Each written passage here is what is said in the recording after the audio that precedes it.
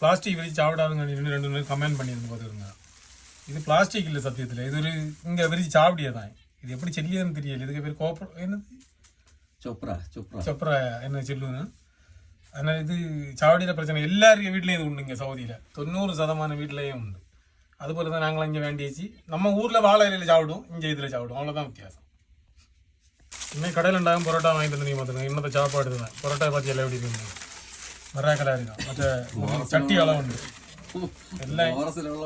ஆமாம், பறிச்சு கிழிச்சிட வேண்டியதான். அதில் வேற ஒரு வழியே பறிச்சு கிளியில கிழிச்சாதான் அந்த சாலனா எல்லாம் அப்படியே கரகரையாக இருக்கும்.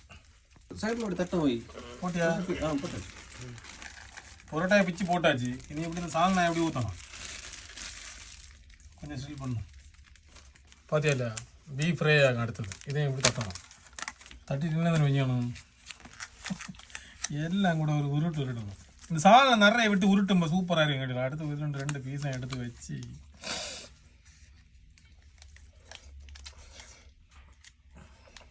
சூடல